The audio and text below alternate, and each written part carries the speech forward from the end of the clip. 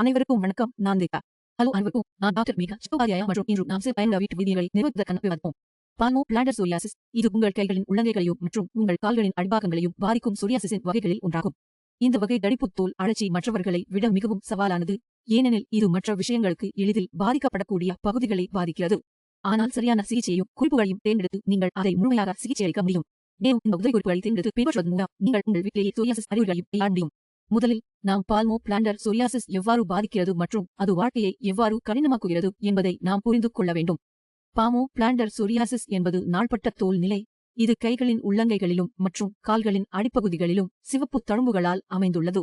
இந்த நிலையில் உள்ள நோயாளிகள் தங்கள் கைகளையும் கால்களையும் தொடர்ந்து பயன்படுத்துவதால் குறிப்பிடத்தக்க சிரமங்களை எதிர்கொள்கின்றனர். இது வலியுடன் கூடிய விரிசல்களையும் இரத்தப்போக்கையும் ஏற்படுத்தலாம். இது அன்றாட நடவடிக்கைகளையும் வாழ்க்கை தரத்தையும் கடுமையாக பாதிக்கும். நடக்கும் போதும் பொருட்களை பிடிப்பதிலும் மற்றும் எளிய இயக்கங்களை செய்வதிலும் மிகவும் வலியை உண்டாக்கும். அதன் தெரியும் தன்மை காரணமாக பால்மோபிளான்டர் சோரியாசிஸ் உணர்ச்சி துயரத்தையும் ஏற்படுத்தும். சிகிச்சை அளிக்கப்படாவிட்டால் அல்லது முறையற்ற முறையில் நிர்வகிக்கப்பட்டால் இது இரண்டாம் நிலை தொற்றுகளுக்கு வழிவகுக்கும், நிலைமைகளை மேலும் சிக்கலாக்கும். கூடுதலாக சோரியாசிஸ் தொடர்புடைய நாள்பட்ட அழற்சி, இதய நோய்கள், ஆர்த்ரைட்டிஸ் மற்றும் டயாபீட்டிஸ் போன்ற பிற கடுமையான உடல்நல பிரச்சினைகளை உருவாக்கும் அபாயத்தை அதிகரிக்கும். நீங்கள் பால்மோபிளான்டர் அல்லது ஏதேனும் வகையான சோரியாசிஸ் ஆல் பாதிக்கப்பட்டிருந்தால் உங்கள் சருமத்தை ஆற்றவும் மற்றும் குணப்படுத்தவும் இயற்கை வழிகளை இப்போது ஆராய்வோம். இந்த வைத்தியங்களை உங்கள் அன்றாட வாழ்க்கையில் சேர்த்துக்கொண்டு நீங்கள் அதன் அறிகுறிகளை நிர்வகிக்க முடியும். நினைவில் கொள்ளுங்கள், உங்கள் பால்மோபிளான்டர் அல்லது ஏதேனும் வகையான சோரியாசிஸை சிகிச்சையளிப்பது மட்டுமல்லாமல் சோரியாசிஸை அதன் வேர்களிலிருந்து நீக்க சரியான மேலாண்மை மற்றும் சிகிச்சையும் அவசியம். முதலிலும் முக்கியமாக உங்கள் சருமத்தை ஈரப்பதமாக வைத்திருப்பது அவசியம். சியா ஆயுர்வேத சோரியா பாடி லோஷன் போன்ற ஒரு நல்ல சோரியாசிஸ் பாடி லோஷன் சோரியாசிஸில் அற்புதங்களை செய்கிறது, ஏனெனில் இது முற்றிலும் இயற்கையானது மற்றும் உங்கள் பால்மோபிளான்டர் சோரியாசிஸை நிர்வகிக்க உதவும். கூடுதலாக தோல் நீரேற்றத்தை பராமரிக்கவும் மற்றும் உங்கள் சோரியாசிஸ் அழற்சிகள் பரவுவதை தடுக்கவும் உங்கள் சோரியாசிஸ் பாதிக்கப்பட்ட பகுதிகளில் ஷியா பட்டர், கற்றாழை மற்றும் ஜெஜோபா ஆயிலை பூசலாம். எண் 2 சிறந்த இயற்கை மாய்ஸ்சரைசர்களில் ஒன்று தேசி கீ அல்லது கிளாரிஃபைட் பட்டர் ஆகும். பாதிக்கப்பட்ட பகுதிக்கு நீங்கள் தேசி நெய்யின் மெல்லிய அடுக்கை பூசலாம்.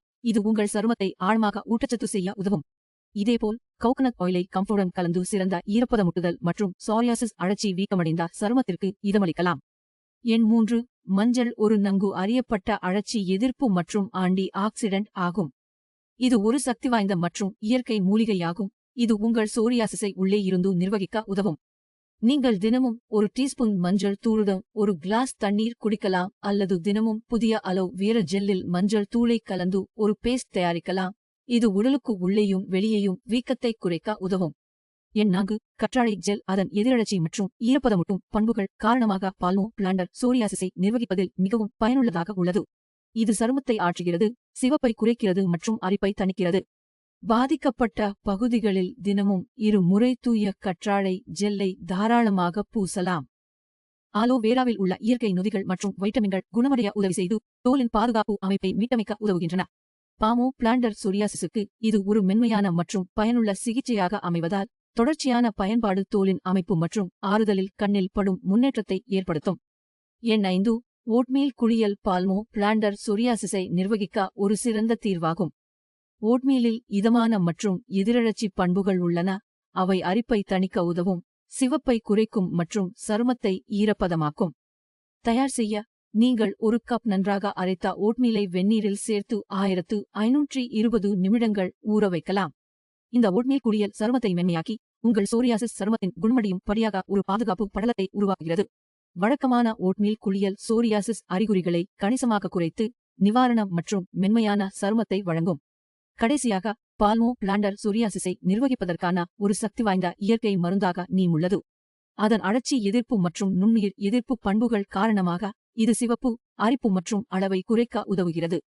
பயன்பாட்டிற்கு சியா ஆயுர்வேதா சோரியா எண்ணெயுடன் கலந்த வேப்ப எண்ணெயை அல்லது வேப்ப விழுதை தினசரி பாதிக்கப்பட்ட பகுதிகளில் நேரடியாக பூசவும். நீம் மற்றும் சியா ஆயுர்வேதா சோரியா எண்ணெயில் உள்ள செயல்படு கூறுகள் தோல் குணமடைய உதவி செய்து தொற்றுகளை தடுக்கின்றன. இது சோரியாசிஸுக்கு நன்மை பயக்கும். நினைவில் கொள்ளுங்கள், நிலைத்தன்மை முக்கியமானது. இந்த வைத்தியம் மூலம் சிறந்த முடிவுகளுக்கு அவற்றை உங்கள் அன்றாட வழக்கத்தில் இணைத்துக் கொள்ளுங்கள். நீங்கள் எந்த முடிவுகளையும் காணவில்லை என்றால் கவலைப்பட வேண்டாம், நாங்கள் ஒரு அழைப்பு தொலைவில் மட்டுமே உள்ளோம். கீழே உள்ள வீடியோவில் குறிப்பிட்டுள்ள எண்ணை நீங்கள் நேரடியாக அழைக்கலாம். பார்வையிட்டதற்கு நன்றி. இந்த வீட்டு வைத்தியங்கள் உங்களுக்கு உதவியாக அமையும் என்று நான் நம்புகிறேன். இன்றைய வீடியோவுக்கு அவ்வளவுதான். ஆரோக்கியமான குறிப்புகளுடன் அடுத்த வீடியோவில் சந்திப்போம். உங்களிடம் ஏதேனும் கேள்விகள் இருந்தால் அவற்றை கமெண்ட் பாக்ஸில் கேட்கலாம். வீடியோவில் குறிப்பிடப்பட்டுள்ள எண்ணை அழைத்து உங்கள் கேள்விக்கு பதில்களை பெறலாம். நீங்கள் சோரியாசிஸை கையாளுகிறீர்கள் என்றால் கவலைப்பட வேண்டாம். உங்கள் படங்களை எங்களுடன் பகிர்ந்து கொள்ளுங்கள். எங்கள் மருத்துவர்களுடன் ஆலோசித்து உங்கள் சோரியாசிஸை குப்பை சொல்ல சரியான பாதையில் செல்லுங்கள். நாங்கள் உங்களுக்கு ஆதரவளிக்க இங்கே இருக்கிறோம். உங்களுக்கான சிறந்த சிகிச்சை திட்டத்தை நாம் சேர்ந்து கண்டுபிடிப்போம். பார்வையிட்டதற்கு நன்றி. அடுத்த வீடியோவில் சந்திப்போம். அதுவரை கவனமாக இருங்கள் மற்றும் ஆரோக்கியமானவராக இருங்கள்.